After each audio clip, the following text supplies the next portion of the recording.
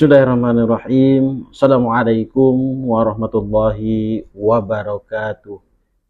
Bismillahirrahmanirrahim. Alhamdulillahirabbil alamin wassalatu wassalamu ala asyrafil anbiya'i wal mursalin sayyidina wa maulana Muhammadin wa ala alihi wa sahbihi ajma'in. Amma ba'd. Perkenalkan, saya Adinata Rusmen Idris, sarjana sosial Islam, magister pendidikan.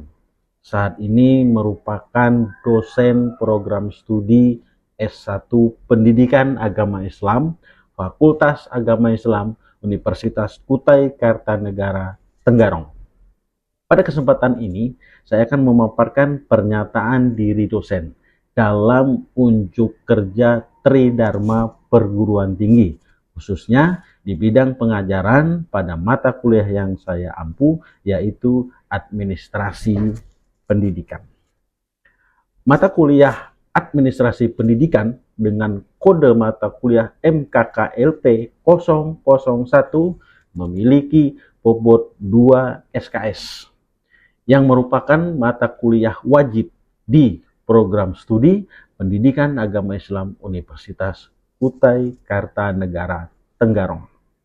Mata kuliah ini bertujuan untuk memberikan wawasan teoritis kepada mahasiswa tentang pengertian dan tata laksana administrasi pendidikan di sekolah ataupun madrasah. Adapun model yang akan digunakan dalam perkuliahan adalah small group discussion, self-directed learning, serta penugasan mandiri. Sebagai seorang dosen, saya wajib menjalankan Tridharma Perguruan Tinggi, khususnya dalam 3 aspek, yakni delivery, interaction, and assessment, atau dikenal dengan DIA. Capaian pembelajaran lulusan atau CPL disesuaikan dengan standar penyusunan perguruan tinggi yang terdiri dari 4 aspek. Aspek yang pertama adalah aspek sikap, kemudian aspek pengetahuan, kemudian keterampilan umum, dan keterampilan khusus. CPL yang dibebankan dalam mata kuliah Administrasi Pendidikan ini ada 4 CPL. Dari aspek sikap, yaitu bertanggung jawab terhadap setiap pekerjaan sesuai dengan keahliannya secara mandiri. Kemudian yang kedua, aspek pengetahuan, mampu menginteraksikan nilai-nilai Islam dalam sains dan nilai-nilai Islam dengan ilmu sosial dan humaniora. Kemudian aspek yang ketiga, aspek keterampilan umum, terampil secara sosial dengan menjunjung tinggi nilai-nilai kemanusiaan, bekerja sama, dan memiliki kepekaan sosial serta kepedulian terhadap masyarakat dan lingkungan sekitar. Nah, yang keempat, aspek keterampilan khusus, mampu memproduksi ilmu pengetahuan pendidikan agama Islam dengan menggunakan big data, filosofi, bahasa, dan metode yang benar. Dari CPL diturunkan ke CPMK, yaitu mahasiswa mampu memahami, menganalisis, dan menerapkan konsep serta fungsi administrasi pendidikan dalam pengelolaan lembaga pendidikan secara efektif, efisien, transparan, dan bertanggung jawab. Nah, sub CPMK, dari sub CPMK, dari CPMK tersebut diturunkan menjadi 12 sub CPMK yang dikemas dalam 14 kali pertemuan untuk pemaparan materi, 1 pertemuan ujian tengah semester atau middle test, dan 1 pertemuan ujian akhir semester atau UAS. Nah, sub CPMK diturunkan ke 12. Yang pertama, mahasiswa mampu menjelaskan pengertian tujuan fungsi, ruang lingkup, dan prinsip-prinsip administrasi pendidikan. Yang kedua, mahasiswa mampu mengidentifikasi unsur-unsur dan bidang garapan administrasi pendidikan pada suatu lembaga pendidikan. Ketiga, mahasiswa mampu menganalisis fungsi dari perencanaan, pengorganisasian, pelaksanaan, koordinasi, pengawasan, dan evaluasi pendidikan. Yang keempat, mahasiswa mampu menjelaskan dan menganalisis administrasi kurikulum dan pembelajaran sesuai dengan kebutuhan lembaga pendidikan. Dan yang kelima, mahasiswa mampu menerapkan administrasi peserta didik mulai dari penerimaan, pendataan, pembinaan, mutasi hingga kelulusan. Dan yang keenam, mahasiswa mampu menganalisis administrasi pendidik dan tenaga kependidikan, yang mana meliputi perencanaan kebutuhan, pembagian tugas, dan pengembangan potensi serta penilaian kinerja. Kemudian yang ketujuh, mahasiswa mampu menganalisis administrasi hubungan lembaga pendidikan dengan orang tua, masyarakat, pemerintah, dan mitra kerja. Dan yang kesembilan, mahasiswa mampu menggunakan teknologi dan sistem informasi dalam pengelolaan data, arsip, surat menyurat, dan pelayanan administrasi pendidikan. Dan yang ke-10, mahasiswa mampu mengevaluasi pelaksanaan administrasi pendidikan berdasarkan standar indikator kinerja dan kebutuhan lembaga pendidikan.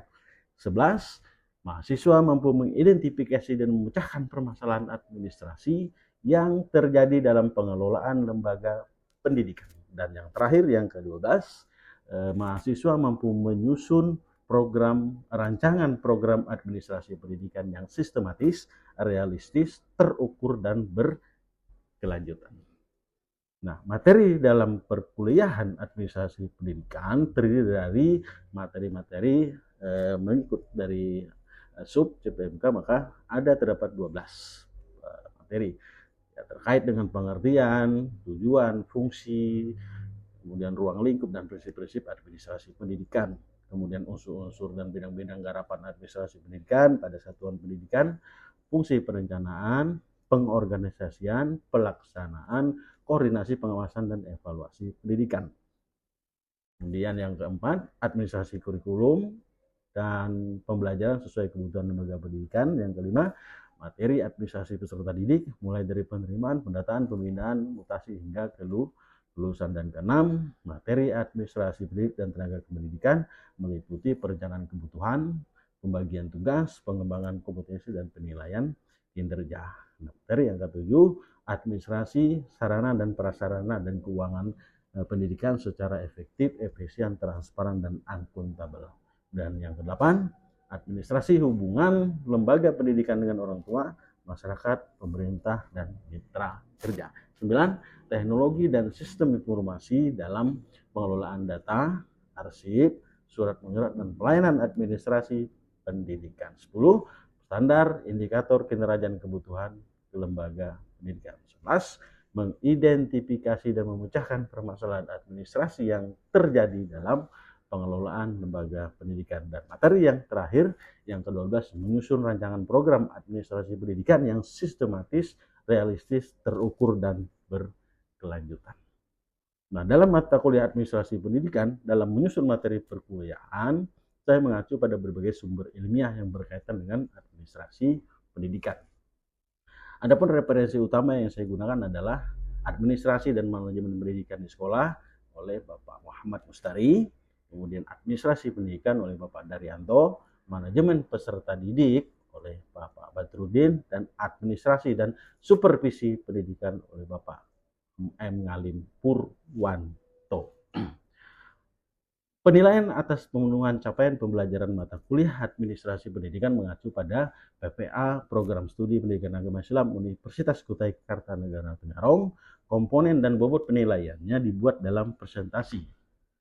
Yang pertama, kehadiran dan partisipasi 10%, kuis 10%, penugasan 10%, UTS atau model tes 30%, dan ujian akhir perkuliahan atau itu 40%.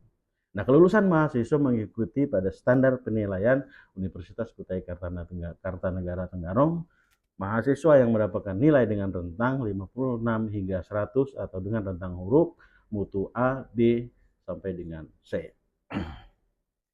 Demikianlah penjabaran terkait dengan delivery, instruction, and assessment pada mata kuliah administrasi pendidikan. Selanjutnya akan ditayangkan cuplikan pada pembelajaran pada mata kuliah administrasi pendidikan sebagai berikut. Selamat menyaksikan.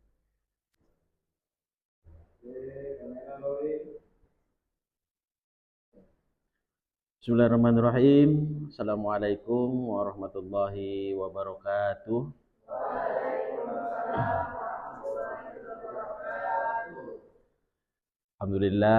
Alhamdulillahirabbil alamin wa bihi nasta'inu ala umuri dunya waddin. Wassalatu wassalamu ala asyrofil anbiya'i wal mursalin sayyidina wa maulana Muhammadin wa ala alihi wa sahbihi ajma'in, amma ba'd. Alhamdulillah, puji syukur kita panjatkan kehadirat Allah Subhanahu wa taala. Di pagi menjelang siang hari ini kita masih diberikan nikmat kesehatan sehingga kita bisa berkumpul bersama-sama seperti biasa melakukan proses perkuliahan. Apa kabar ini mahasiswa?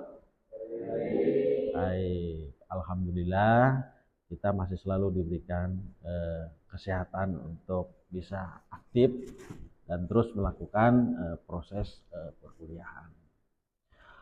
Baik rekan-rekan mahasiswa sekalian, sebelum kami menyampaikan materi, tidak terasa ini materi kita sudah memasuki materi perkuliahan yang ke-6. Artinya tatap muka kita sudah 5 materi berlalu dan hari ini kita akan menyampaikan materi perkuliahan kita untuk pertemuan yang ke-6 ya, terkait dengan administrasi peserta didik. Namun sebelum itu Bapak absen dulu.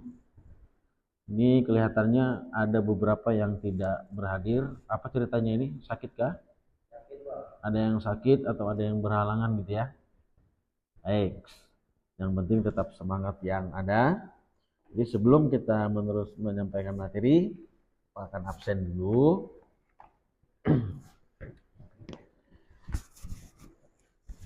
Dwi Julianto? Alhamdulillah. Sehat Dwi? Alhamdulillah. Muhammad Amin Badali. Sehat Muhammad Amin? Alhamdulillah. Kemudian Muhammad Tegar Ramadan. Sehat? Alhamdulillah. Hari ini semangat untuk mengikuti perkuliahan. Kemudian Vika Pratina Nazwa Adilna. Sehat Vika? Alhamdulillah. Kemudian Siti Solehah Ramadhani. Sehat? Luar biasa. Alhamdulillah. Kemudian ini Falah. Hadir? Sehat? Semangat?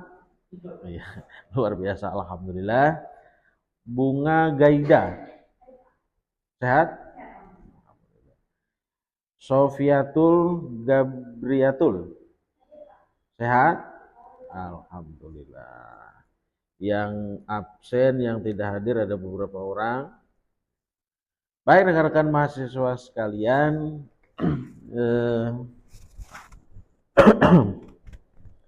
berbicara administrasi pendidikan, beberapa materi sudah kita sampaikan, baik itu pengertian, kemudian tujuan, fungsi, kemudian juga jenis dan lain sebagainya.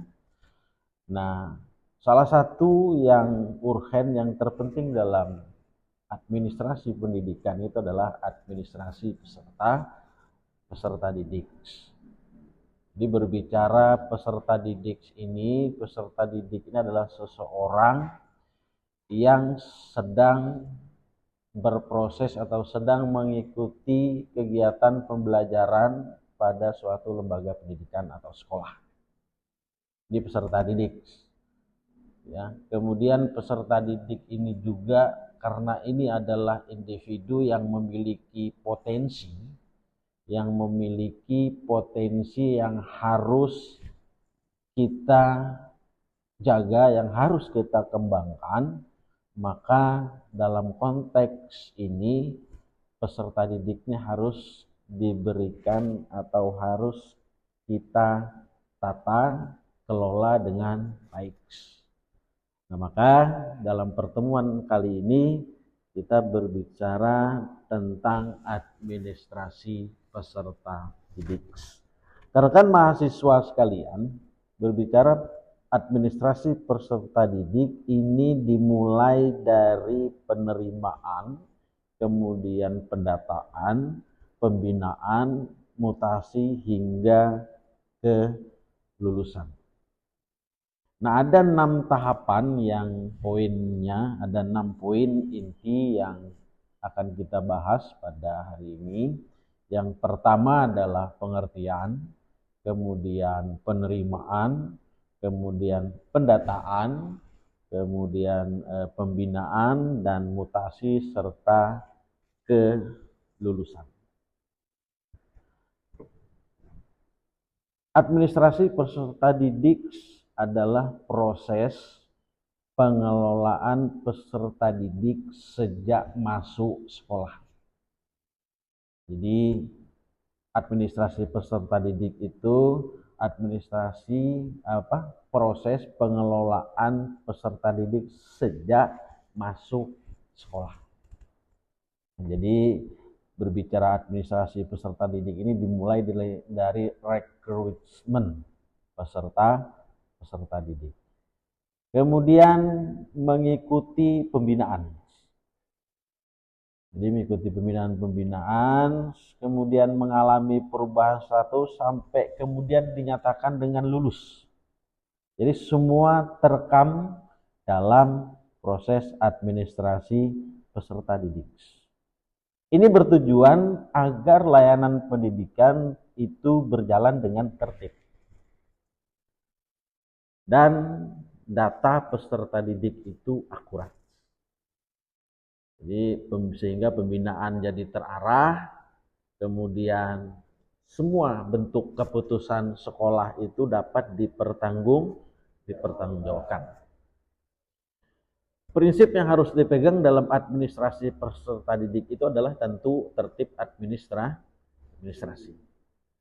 Kemudian objektif, adil, kemudian berbasis data, berorientasi pada layanan. Karena memang pemahaman dan pengertian administrasi itu sendiri berasal dari akar kata ad administrare. Jadi ini bentuk pelayanan. Karena kan mahasiswa sekalian, itu yang pertama. Kemudian yang kedua, penerimaan peserta didik baru. Ini adalah tahap awal untuk memastikan peserta didik diterima sesuai dengan ketentuan sekolah. Tentu dalam proses administrasi ini bahwa ada 4 tahapan yang harus dilalui. Mulai dari perencanaan daya tampung, kemudian sosialisasi dan pendaftaran, kemudian seleksi, verifikasi berkas, hingga pengumuman daftar ulang ini pada saat penerimaan. Jadi 4 poin ini menjadi fokus dalam penerimaan peserta didik. Di mana di dalam perencanaan daya tampung harus disesuaikan dengan kapasitas lembaga. Tidak boleh lebih. Dan ini harus terdata. Kemudian selanjutnya disosialisasikan karena proses pendaftaran itu harus diketahui khalayak masyarakat pada umumnya. Karena hari ini pendaftaran semua melalui aplikasi yang sudah disiapkan oleh pemerintah. Nah, kemudian selanjutnya jika sudah selesai maka diseleksi, diverifikasi berkas itu. Kemudian selanjutnya diumumkan siapa-siapa yang disesuaikan dengan kuota atau daya tampung tadi, itu diumumkan dan nanti akan daftar ulang. Jadi dalam penerimaan peserta didik baru ini sifatnya terbuka, objektif, tertib dokumen, dan mudah dipahami oleh orang tua serta calon peserta didik. Jadi mudah dipahami. Karena memang pada hari ini tidak sedikit masyarakat di luar sana yang juga kurang memahami tentang teknologi. Karena hari ini pendaftaran itu semua by online, sehingga pendaftaran itu melalui online, tidak lagi fisik, walaupun nanti fisiknya tetap diserahkan. Rekan mahasiswa sekali, itu yang kedua. Kemudian yang ketiga, ini pendataan peserta didik. Baik, rekan-rekan mahasiswa sekalian, mungkin cukup yang dapat kami sampaikan. Nah, selanjutnya kita akan bagi kelompok, dan kita akan berikan tugas untuk nanti rekan-rekan mahasiswa analisis, dan kami akan kasih waktu 5 menit. Jadi untuk materi saya skors dulu, nanti kita bagi kelompok dulu, nanti silakan selama 5 menit rekan-rekan mahasiswa akan analisis. Nanti kita akan sampaikan hasil dari analisisnya terkait dengan administrasi peserta didik. Baik, ini kelompoknya, mungkin bisa posisinya bisa berhadapan-hadapan, dirubah posisinya. Ya.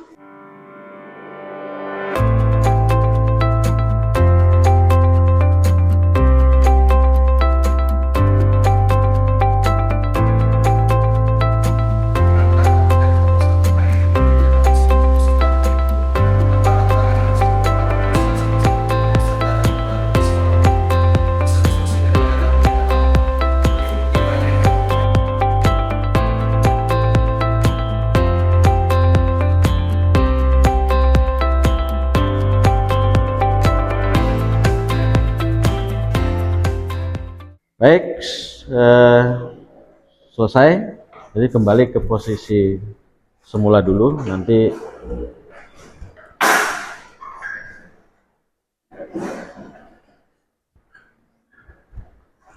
silakan untuk kelompok sebelah untuk menyampaikan hasil.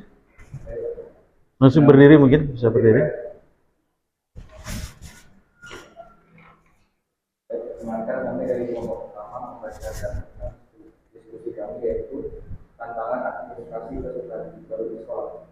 Hasil diskusi kami adalah tantangan utama meliputi banyaknya dokumen yang harus diperiksa, kemungkinan data yang tidak lengkap atau berbeda antara formulir dan dokumen resmi, kesalahan saat memasukkan data, keterbatasan tenaga administrasi, serta belum terintegrasinya sistem pendataan. Sekolah juga perlu memastikan proses penerimaan berlangsung objektif, transparan, tertib, dan sesuai daya tampung. Ini proses diskusi dari kelompok kita. Baik, luar biasa, aplaus untuk. Ya, kami persilakan untuk selanjutnya untuk menyampaikan di kelompok 2. Sebelumnya terima kasih Bapak izin menyampaikan hasil diskusi dari kelompok 2 mengenai cara sekolah memastikan data peserta didik tetap akurat. Jadi sekolah dapat menjaga kekuatan data dengan melakukan verifikasi dokumen asli, mencocokkan data pada kartu keluarga, akta kelahiran, ijazah, serta identitas lainnya. Data perlu diperbarui secara berkala, diperiksa kembali oleh petugas yang berbeda, serta disimpan dalam sistem administrasi yang aman dan objektif. Orang tua juga perlu diberi kesempatan untuk mengonfirmasi atau memperbaiki data peserta didik. Itu saja yang saya. Baik, luar biasa. Aplaus untuk yang kedua. Dari hasil diskusi bahwa kami pikir rekan-rekan mahasiswa sudah menemukan persoalan-persoalan yang mungkin dianggap tantangan ya di masalah administrasi pendidikan di pengolahan data. Baik, terima kasih, tepuk tangan untuk semua. Alhamdulillah, mungkin waktu kita sudah selesai untuk perkuliahan pada hari ini. Namun sebelum kami tutup, bahwa kami akan sampaikan kesimpulan bahwa rekan mahasiswa sekalian, administrasi peserta didik yang baik, jadi tidak hanya berfungsi sebagai mencatat mencatat data, tetapi juga menjadi dasar dalam memberikan pelayanan dan pembinaan yang sesuai dengan kebutuhan setiap peserta didik. Alhamdulillah, mudah-mudahan kita semua selalu terus diberikan kesehatan, semangat dalam menuntut ilmu, jangan malas untuk membaca. Kemudian dari berbagai sumber literatur yang ada terkait dengan administrasi pendidikan. Terima kasih. Kami akhiri. Wallahu muwaffiq ila aqwamit thoriq. Wassalamualaikum warahmatullahi wabarakatuh. Demikianlah pemaparan pernyataan diri dosen dalam unjuk kerja Tridharma Perguruan Tinggi, khususnya di bidang pengajaran pada mata kuliah yang saya ampu, yakni administrasi pendidikan, yang menjadi prasyarat dalam kepengurusan administrasi sertifikasi dosen yang dilaksanakan oleh Kemendikbudristek. Mudah-mudahan keberkahan selalu menyertai kita semua. Terima kasih. Wallahu muwaffiq ila aqwamit thoriq. Wassalamualaikum warahmatullahi wabarakatuh.